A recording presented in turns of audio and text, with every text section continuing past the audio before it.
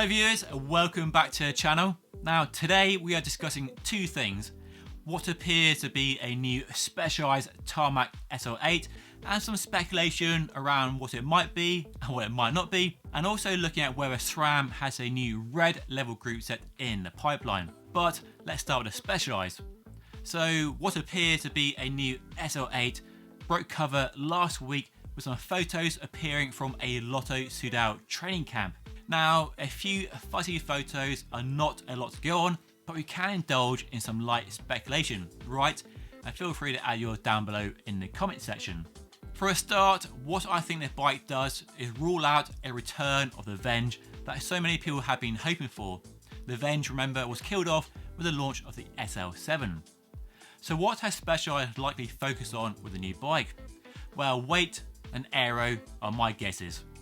Now, the current SL7 is about 800 grams or thereabouts for an S-Works top level frame set, so going lower on the scales could be an obvious move.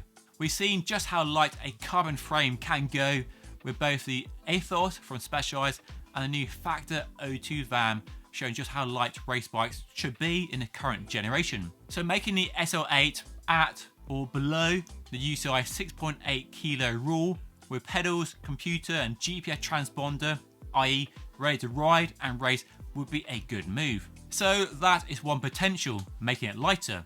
But from looking at the photos more closely, and especially the head tube area, I think more aero could be on the cards. Aero is of course the current tech frontier for the pros and the bike brands sponsoring the pros.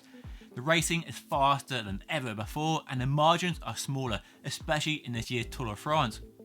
When the SL7 launched 2 or 3 years ago, it killed the Venge off, even though Specialized said the tarmac wasn't as aero. So changes to make this new SL8 as aero, or even more aero than the old Venge, would be a big step forward. But it's not pretty, is it? Of course, I'll reserve judgment until I see it in the flesh, but what do you think? Let me know down below. That fat head tube does remind me of the old Super 6 Evo and also the new 3T Strada, which does a fat head tube to allow for full internal cable routing. I doubt the fat head tube on this new bike is for the same reasons as that 3T Strada, because the current SL7 already has quite neat cable routing, at least compared to some bikes on the market. No, instead I reckon the shape of the head tube is all about improving the aerodynamics of the new bike. And of course, we all know, don't we, how important the frontal surface area is. And that's why a handlebar shape and width is so important and so popular these days, with handlebars getting narrower and narrower. The new Trek Madone has a really narrow flared handlebar, and Tadej Pogacar racing the Tour de France with a very narrow flared handlebar as well. So that head tube does fit the current trend for really maximising that frontal surface area when it comes to aerodynamics. But that's about all we can decipher from these few fuzzy photos, but hopefully we'll get more details on the bike. When it launches is anybody's guess. I thought Tour de France would be a launch pad for the new bike, but perhaps they're saving it for later in the year. As ever, stay tuned to Just Ride Bikes for more details on the bike if and when it launches by hitting that subscribe button down below. And now let's turn our attention to what SRAM might have up its sleeves for its Red level group set, the best group set it currently makes, and we can look to Tour de France peloton for some clues about what it might have planned. Some SRAM sponsored riders have been spotted riding what appears to be new Red components, namely new shifter hoods. These appear to combine the smaller shape first seen on Rival and then Force and Apex, but with the carbon fibre levers of Red. No Red branding on them, just a large SRAM logo on the brake lever, but it does appear to be the smaller hoods of those lower end group sets. So an interesting case of trickle up technology, whereas it's normally trickle down. So is this our first sign of a new Red level group set? The last AXS launched in 2019, so it's about right for a new group set. SRAM though has been busy with both Force and Apex launching this year and Rival just 2 years ago, so maybe saving it for next year. There's nothing else on the bikes I spotted so far that suggests the rest of the group set is due for an update. The levers and hoods seem to be the only change so far. Whenever Red does get updated, it needs to be something really fruity in my opinion. I'm not even sure what that could be. SRAM has poured so much new technology into its products over the last few years, it must be running out of ideas. I don't really know where they could go. If they haven't got anything exciting or fruity, then they could just focus on weight. I know weight isn't a big focus it used to be in the pro peloton, but nibbling away at the weight and making it a lighter group set than the current version could be a smart move. Retain all the features and technology and performance, but just make it lighter. One possible idea is a bigger focus on one by, where you have a single chainring at the front and 12 sprockets at the back.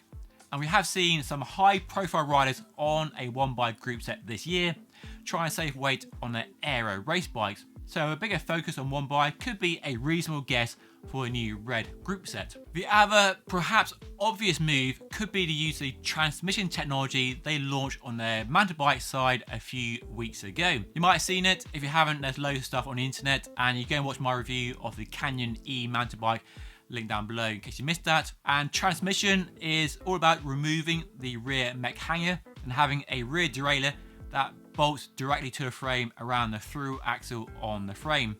And since all race bikes now have a through axle at the back, that could be a possible move. But a downside to that technology coming to road bikes is that there are very few road bikes that have a compatible rear derailleur hanger, a SRAM UDH compatible design.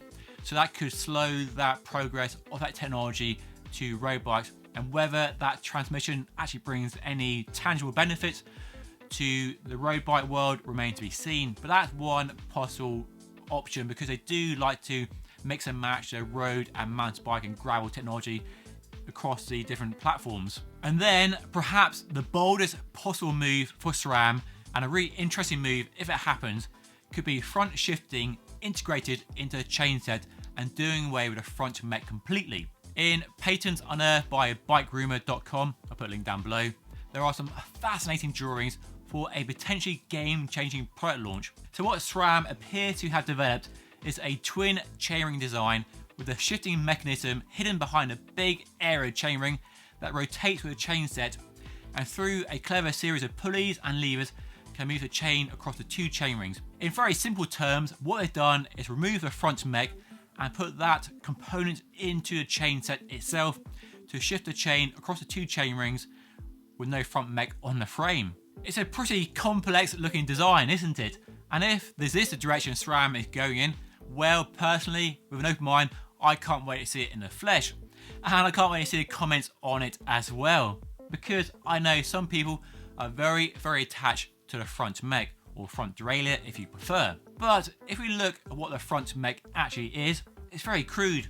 Just two metal plates shoving the chain across the chain rings. Yes, it's been refined to work very well indeed, but still fundamentally pretty basic and very crude. The front mech also poses frame design and tyre clearance issues on bikes with ever wider tyres.